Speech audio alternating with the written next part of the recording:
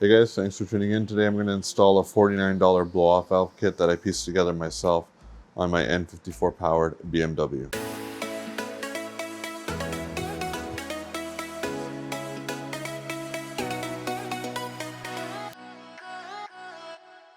So believe it or not, each one of these was under $16.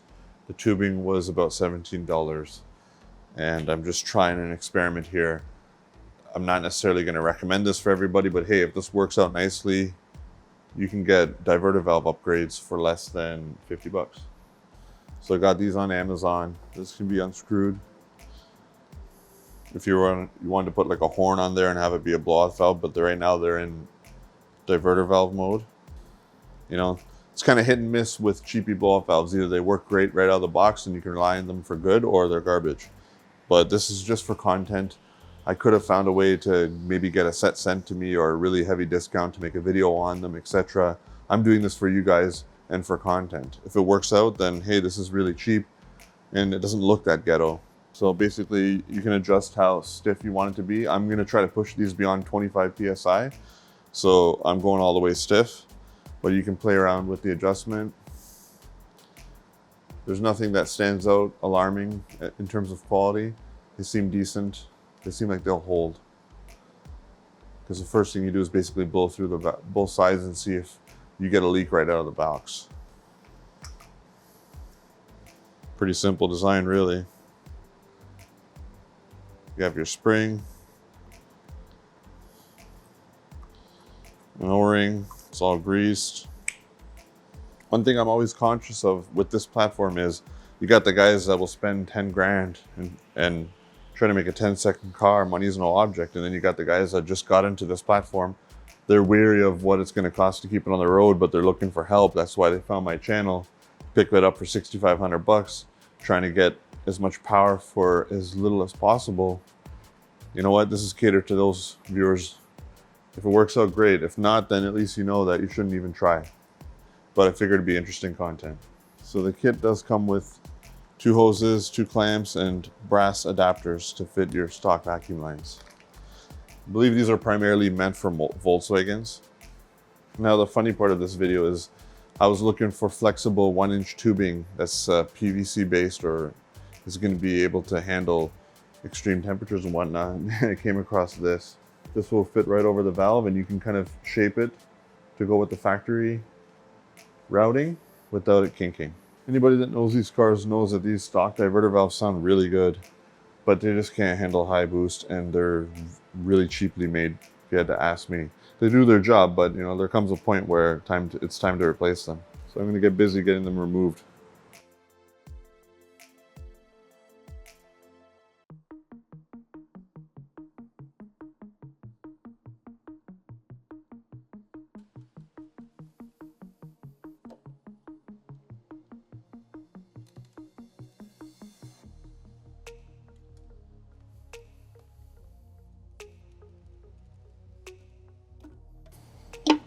So it's respectable for what it is. I know it probably seems like I'm being really cheap here, but like I said, it's for content. But compared to this and just leaving these on, I think it's an upgrade.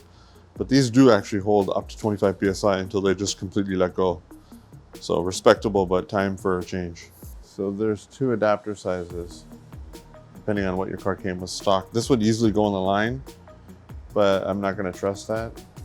So we're gonna try to force this into the vacuum line. It may be a little tough, but it's got a decent sized diameter, a little bit bigger than the stock diverters.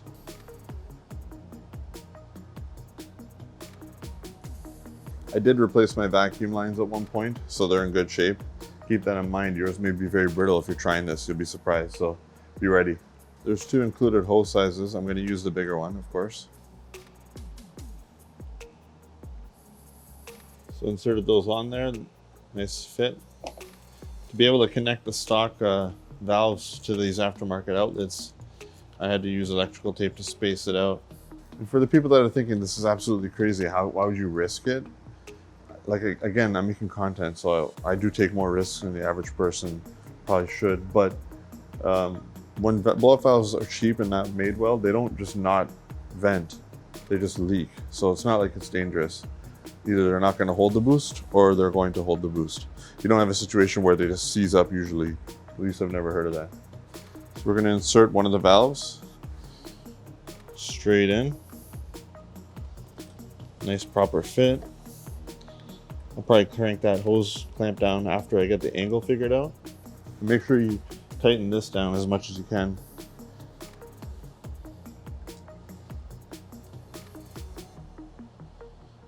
Alright, so when I was looking up this kit, I wanted to make sure I got black recirculating valves and black tubing, just so it looks stealthy. If it works, it's cheap, and I'm only out less than $50, so that I can make a video telling you guys that this works and it's doable and it's a nice upgrade from stock diverter valves if you're on a budget. Because like I said, if I was doing it any other way, if these don't work, I'm going straight to Turbo Smart blow-up valves. Or diverter valves, I should say. So now it's time for a test drive, and also maybe a couple sound clips from the outside. Okay, so I'm here to report two issues. First issue, the line that comes with the blow-off valve is really bad. It's not gonna get the job done. Next issue is this line looks perfectly fine. This line up here, it seemed to have been affected by heat. Here's the valve that came with the car. I'm gonna see if we can repurpose these hard lines. So I'm not a fan of how this turned out, just because even though this could be wrapped or kept away from heat, it's very soft and malleable when you get some heat into it. So if I can get these lines off, I'll just repurpose. Okay, I removed my stock diverter valve using a heat gun. Got that out.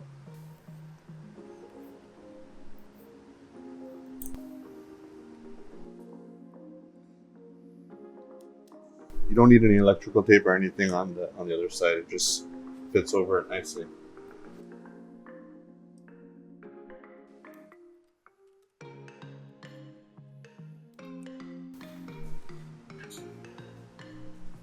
Alright, so I'm just going to use the stock line. I've determined that's going to be the best bet. It's the tightest fit. Alright, so that's just the best thing to do, is determine that that's going to be the best fit. These are already heat resistant and bent properly. So this became a $32 kit now.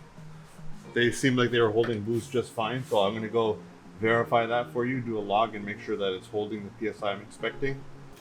So that's what we ended up with. We're using the OEM pipes with clamps and using the OEM vacuum tube with the new diverter valves. Let's see how they sound.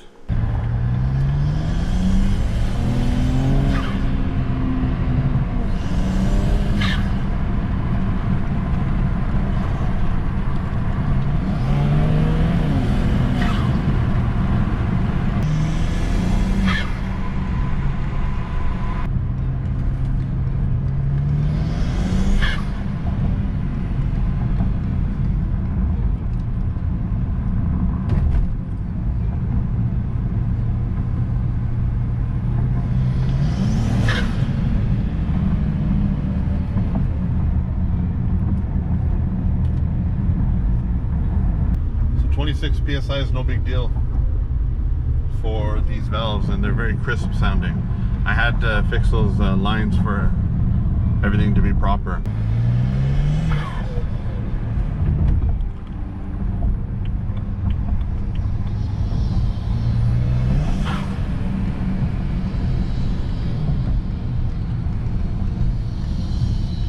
So they sound fine. Okay, so we're back from the test drive. The vacuum lines are on there perfectly well. These lines look perfectly good. That was the solution.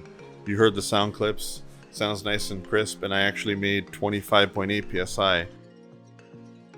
More than I ever have, so it kind of shows that my stock diverter valves probably were leaking. Just slightly. They couldn't handle more than 25 PSI.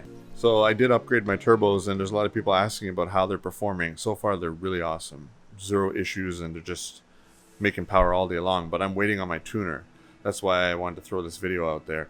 It's a good option for you guys that are on a budget, really. You know, would I recommend that you put on $30 diverter valves and expect them to just work? Not really, but at the same time, I experimented and it worked for me. And we'll see how long it does work for. But for now, they're performing better than OEM. So I'll put a link in the description for where you can buy those diverter valves, the exact ones that I purchased here. Let's see how long they hold for. I kind of expect them to last. You know, if they hold once, they kind of will hold for a while, because it is a metal casing versus plastic. So hopefully you guys found this video useful or entertaining. If you're on a budget, you just got a 335 and you're looking to upgrade, you know what, there are options that are relatively cheap that could potentially work. They're not all going to be created equal. I want to try these out, but if they can hold 26 psi, they're not crap. If this is your first video of mine, consider subscribing. I upload regularly. I'm definitely going to be chiming in soon regarding the turbos. I want to actually get my tune dialed in, get to version 3 where I'm ready for the dyno before I really tell you how powerful they are. But thanks for watching.